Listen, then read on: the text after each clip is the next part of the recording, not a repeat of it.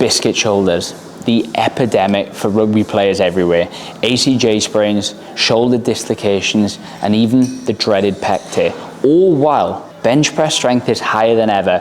140 kilo for most athletes is becoming the norm at the pro game. So if weak things break, why are strong people getting injured more than ever? Well, I believe that it's not just the peak forces that are the issue in those collisions, it's the speed in which they're applied, which is becoming the biggest bottleneck for athletes, and why I feel that soft tissue injuries are on the rise. That's why today I'm going to be breaking down a 5-step upper body sequence that you can steal and apply to your sessions today to build upper body power the right way. This isn't just going to be stuff that gets you gym strong. This is going to be the stuff that transfers over to the pitch and not only allows you to create high forces, but absorb them as well, which is going to be vital for robustness. And stick around for step 4, because this is where most people fall apart. And if you're new around here, I'm Joel, and I help rugby players hit harder, run faster, and dominate for the full 80 minutes. And this is one of the missing links that I see in the majority of athletes programs that we work with. And that is developing upper body power the right way. And that is where this sequence comes in. Now, before we get into the 5 phases, you need to understand a little bit about what exercise sequencing is. And it's simply a way in which we structure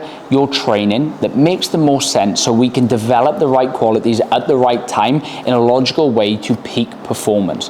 Now, take all coach speak aside, the way that I want you to see it is, for example, when you first started learning maths, you didn't jump straight to multiplications, division. You actually learned what numbers were.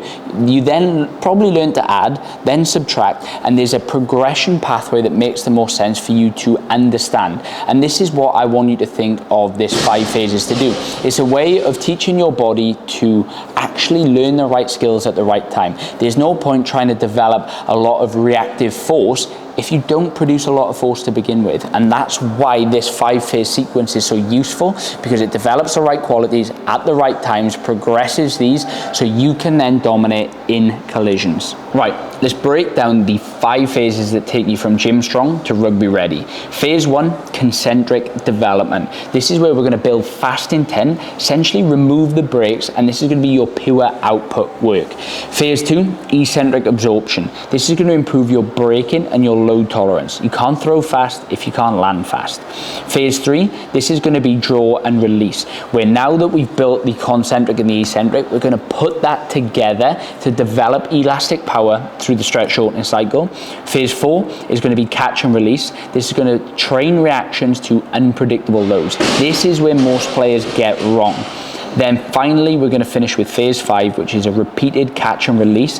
This is essentially how well we can utilize that stretch shortening cycle under fatigue. Right, before we dive into this training malarkey, I want to tell you why I'm so passionate about it. 6 years ago, I tore my pec. Full surgery, rehab job, and it was pretty shit at the time. But I was lucky enough to be working with 2 incredible physios that basically took the reins on my rehab, and without me knowing, took me through this process throughout that journey. Now, through the time, I was emotionally invested in the rehab in terms of I wanted to get better, and that was my only goal. I didn't really care what I needed to do. I just did it to make sure that I got back on the pitch. And this was something that allowed me to get back playing within 5 months of surgery and bench 180 kilo for a PB not long after. And it was only now that I look back on this journey that essentially, I thought I'd best take stock of what was going on. But throughout the time, there were certain principles and concepts that I used that I couldn't really quite verbalize at the time. Now, I took Athletes Authority's upper body course, and essentially it put all those things that I did into a clear, systemized framework that made logical sense and actually made the light bulbs go tick. And that is what I'm teaching you today. I'm essentially pinching the good work that they've done because I feel everybody needs to hear about it, but I thought I'd give a little shout out to them first, because this is essentially what we use for all our strength, power, and rehab clients throughout their upper body training to make sure that they have strong, durable shoulders that can tolerate the demands of an 80-minute game. Phase 1 is about concentric power development, and essentially we're teaching our body to contract violently and explosively with as much intent as possible. So for this category of exercises, there's 3 things that we normally look at: slams, presses, throws. So when it comes to the rugby transfer, this is essentially teaching your nervous system to contract as hard and aggressively as possible without worrying about the consequence. Now, here's the issue. Most athletes think that's enough, but that is just phase 1. Phase 2 is all about eccentric absorption. Eccentric absorption is purely your brakes. We want to try and make sure that not only do we have the capacity to output big forces, but we have the capacity to absorb those forces too. And this is where this phase comes in. This is where things like falling push-ups can come super handy, where you're just falling and you're absorbing that force. If you're a little bit unsure on that because it seems like a big step, you can come over to a wall where you come in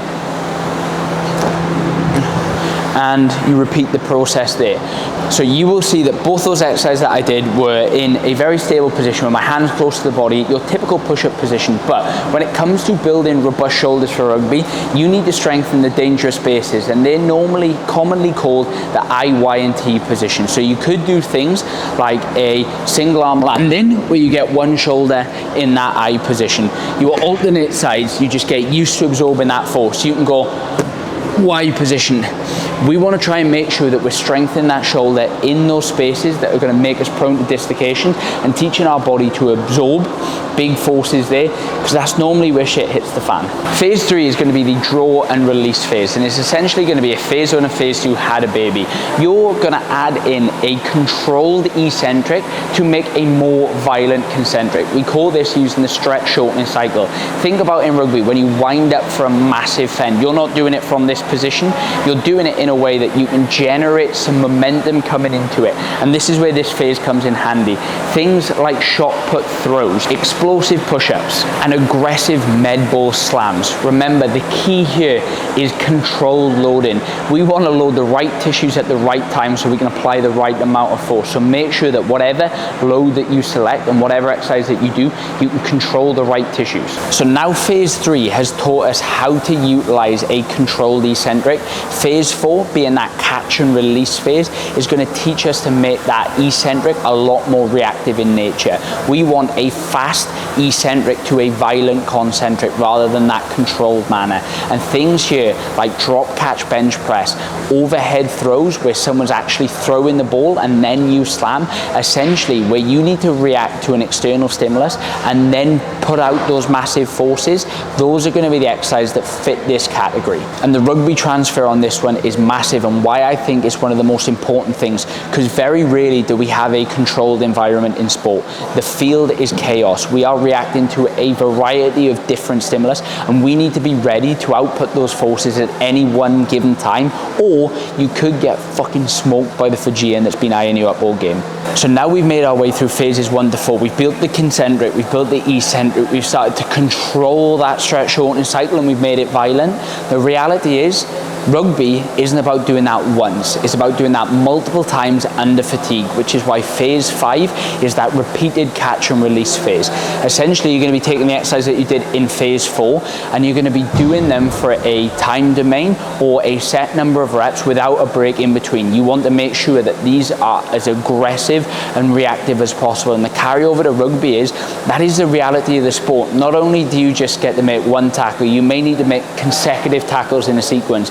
You may need to fend people off 2-3 times in a single phase, and you need to do that through an 80-minute game. So we need to be able to develop our ability to outlay huge concentric forces with unplanned, chaotic, eccentric impulses to make sure that we can dominate on the pitch. Right, all that theory stuff is great, but how do you go and apply what we've taught you today to your training so you can step up your performances on the pitch? Well, when we talk about dosages, you need to realize that there's going to be wide volume guidelines based on where you're at and what you're working towards. But as a rough rule, for phases 1 to 4, you want to be aiming for roughly 2 to 3 sessions a week of around 30 to 50 throws or contacts. And in that phase 5, that's where things can differ slightly. You want to be aiming to do that 1 to 2 times a week for around 20 to 70 contacts.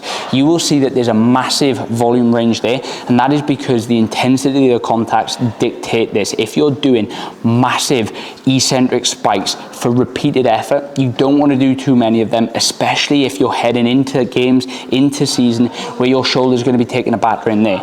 And that's where each phase you spend a different amount of time based on what you need as an athlete. Where do you struggle? Do you struggle with concentric forces, eccentric forces? Do you struggle repeating those? You need to ask yourself those questions, because the majority of us don't have force plates available to us like the pros do. So we just have to gauge our rugby performance as a tool to actually understand and identify what we need in our training. And then you spend the time frame that you need in each particular phase. As a general rule, you could do 3 weeks in each phase. That would be something that you could look at that's going to last you roughly 15 weeks. If you extend it to 4 weeks of phase, 20 weeks. That's going to cover you for pretty much half the season. You could repeat that twice, and that could be a good way to develop your upper body power. Where do you add those in? It's pretty simple. At the start of your upper body sessions, they're going to provide a potentiation effect for you to be able to come into your main strength stuff. Remember, this does not replace your strength stuff. It is in addition to your strength stuff, and you can do that before and get a little bit more out your strength stuff and actually just cut down your warm-up time, because you don't have to do as many of those low-load rehab-based exercises because you're ticking the big rocks here. So there we have it, the 5-phase upper body power framework that you can steal and implement to your training to start improving your upper body power development today.